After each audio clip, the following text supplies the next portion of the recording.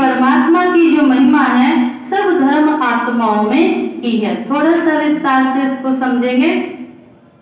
यहाँ पर ये बताया गया है कि सर्वधर्म आत्माओं के पिता, क्योंकि परमात्मा शिव एक ऐसी बड़ी शक्ति है, सुप्रीम शक्ति है जिसको सर्वधर्म माननीय है। यहाँ पर ये बताया कि अमरनाथ पर दिखाते हैं बर्फ का शिवलिंग ऑटोमेटिक बनता था और ऑटोमेटिकली समाप्त होता था। यहाँ बड़ी भक्ति भावना से लोग शिव दर्शन करने, अमरनाथ के दर्शन करने जाया करते थे। तो ये जो अमरनाथ की प्रचलित कथा आपने सुनी होगी वो ये थी कि अमरनाथ पर शंकर जी ने पार्वती को अमरनाथ की अमर कथा सुनाई और जिसको सुनते सुनते पार्वती सो गई थी। अब ये कथा तो हमारी बुद्धि में आज तक भी है, लेकिन ये कथा जिसने बनाई थी वो क्यों बनाई थी? इस कथा का अर्थ क्या है? इस कथा का ये अर्थ है कि जब हम शिव आराधना करें, भगवान की भक्ति करें, वहां पर मनुष्य को कभी नींद नहीं करनी चाहिए, नहीं तो क्या होगा? कबूतर कथा सुन जाएगा। कबूतर ने सुन ली थी ना, और कबूतर अमर हो गया था और पार्वती कमजोर रह गई थी। अब यहाँ पर ये बताया गया है कि जब भगवान कहते ज्ञान ध्यान की बातें जहाँ चलती है तो वहाँ मनुष्य बड़ा सुस्त होकर बैठता है, आराम में बैठता है, विश्राम में बैठता है, तो आधी बातें, आधी कथा, आधी चीजें तो उसकी वैसे ही निकल जाती है। तो यहाँ शिक्षा के लिए कहानी बनाई हुई थी। ये जो शिवलिंग है, ये बर्फ का शिवलिंग है, ये ऑटोमेटिकली अब नहीं बनता है, या तो बना के सांचे में डालकर फिर रखा जाता है और इसकी भक्ति, इसकी श्रद्धा, आस्था पूरी बनी रहे इसलिए। अब क्यों नहीं बनता? क्योंकि पहले सच्चे मन की भक्ति से सच्चे लोग, सच्चे भक्त भक्ति करने के लिए यहाँ जाया करते थे। तो सच्ची भक्ति होती है, उसमें शक्ति होती है, झूठी भक्ति में शक्ति नहीं होती है। इसलिए यहाँ पर ये बताया सच्चे मन से भगवान शिव को अगर प्रसन्न किया जाए तो वह जरूर मनुष्य से प्रसन्न होकर उसके भोले, उसके भंडारे सब भर देते हैं। फिर यहाँ बताया गुरु नानक जी ने भी कहा एकोकार सतनाम, परमात्मा एक नूर है कि उसने भी ऊपर की ओर इशारा किया। यहाँ पर ये बताया जापान में भी 3 इंच फुट पर ऊंचाई पर 3 इंच दूरी पर बैठकर ये शिवलिंग के आकार का एक लैंप जलाकर भगवान की शिव आराधना करते, अर्थात ध्यान स्थिति इसको बोलते हैं।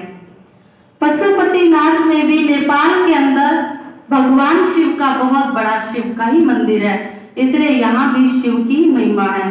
पशुपतिनाथ अर्थात जैसे पशु समान कर्म बंधन है, ऐसे आज मनुष्य को भी पशु के समान ही कर्म बंधन है। पशु रस्सियों में जकड़ा हुआ है, आज का मनुष्य भी रस्सियों में जकड़ा हुआ। किस किस की रस्सी है?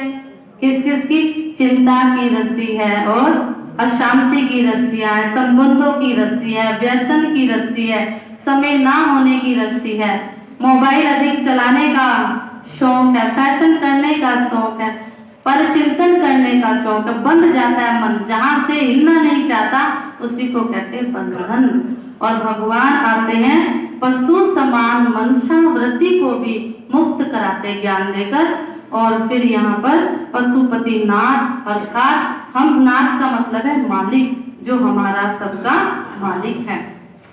यहाँ मक्का में संगवे अस्वद में दिखाया गया है, जो मुसलमान भाई बहन होते हैं वो भी भगवान को नूर कहकर ही याद करते हैं। तो यहाँ पर मक्का के अंदर संगमरमर का पत्थर है और उस पत्थर के अंदर एक ज्योतिर्बिंदु प्रकाश पुंज शिवलिंग का ही चिन्ह है। ये भी बैठकर ऐसे प्रार्थना करते हैं और इसको चूमते हैं, पूजा नहीं करते हैं। तो यहाँ भी भगवान शिव को ही मानते हैं और अपनी हज में एक लाइन बोलते हैं, हे परवरदिगार नूरे इलाही मेरा हज कबूल करो। हे परवरदिगार माना ऊपर वाले, नूरे इलाही माना प्रकाश स्वरूप, और मेरा हज माना मेरी ये यात्रा कबूल करो। यहाँ पर ये बताया है कि क्राइस्ट ने भी कहा गॉड इज लाइट, परमात्मा क्या है? एक ज्योति है, एक प्रकाश है। इसलिए चर्च में आज जाएंगे, जितने भी गिरजाघर बने हुए उनमें कैंडल जलती है, माना ज्योति का प्रतीक है। तो यहाँ पर भी कैंडल आप जलाएंगे, यहाँ भी ज्योति का प्रतीक है। हम आत्मा भी एक ज्योति है और वो परम आत्मा परम ज्योति है, उसका प्रतीक है। तो उसकी याद में हम ये ज्योति जलाते हैं कि हमारे अंदर का जो प्रकाश है वो सदा जगह रहे, कभी हम विस्मृति ना हो, मर्ज ना हो। और यहाँ पर ये बताया गया है कि सबसे पहली जो भक्ति हुई थी वो राजा विक्रमादित्य ने सोमनाथ का मंदिर बना करके की थी। सोमनाथ का जो मंदिर बनाया वो हीरो का ही शिवलिंग था, टोटल हीरे का, टोटली हीरे का। जितनी बड़ी ये मेज है ना, इतना इससे भी ऊंचा शिवलिंग हीरो का था। अब आप बताइए कि राजा विक्रमादित्य के महल में कितने हीरे होंगे, आप कमाल देखो, और पूरे विश्व में कितने होंगे जो उन्होंने एक शिवलिंग हीरे का बनाया। और आपको सबने पढ़ा होगा हिस्ट्री में कि मोहम्मद गजनवी ने 16-17 बार आक्रमण करके हीरे जवाहरात उस मंदिर से लूटे थे। तो एक मंदिर में इतना धन था, यानी ये जो भारत था वास्तव में सोने की चिड़िया था। तो यहाँ पर ये बताया गया है कि शिव आराधना सबसे पहले राजा विक्रमादित्य जी ने द्वापर से की थी, जहां से भक्ति की शुरुआत हुई। भक्ति की शुरुआत वहां से क्यों हुई? क्योंकि उससे पहले तो मनुष्य देव स्वरूप था ना, और धीरे धीरे जैसे आत्मा की बैटरी फुल थी, मतलब आत्मा के अंदर प्रेम, शांति, सुख, दूसरे का भला करना, परोपकार करना, ये गुण इतने ज्यादा थे कि मनुष्य देव स्वरूप था। और फिर धीरे धीरे गुण कम हुए और राजाएं महाराजाएं भी शिव भक्ति करने लगे, तो फिर से भगवान को पुकारने लगे कि फिर उन गुणों के सागर को याद किया जाए। इसलिए यहाँ पर शिव आराधना दिखाई। और रामचंद्र जी ने भी क्या किया था? शिव पूजा की थी, शिव आराधना की थी। क्या किया था? रामेश्वरम में आज भी इसका यादगार है और यहाँ पर रामेश्वरम के नाम से मंदिर बना हुआ है। तो रामचंद्र जी ने भी शिव आराधना की, तो राम से बड़े कौन हुए?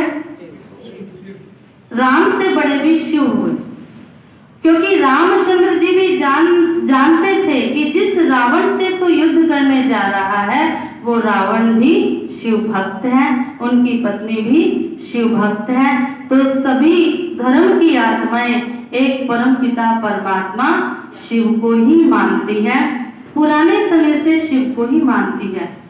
तो आज हमने जाना कि शिव ज्योतिर्बिंदु स्वरूप है और शिव निराकार है, ज्योति स्वरूप है। और शिव कहाँ रहते हैं? मंदिर में नहीं, ना तो शिवलिंग पत्थर वाले में शिव रहते हैं, ना ही कपड़े वाले में रहते हैं, और ना ही बर्फ वाले में रहते। शिव तो परम धाम में रहते हैं, जो तीसरा लोक है, वहां से आते हैं, ये गीता ज्ञान देते हैं।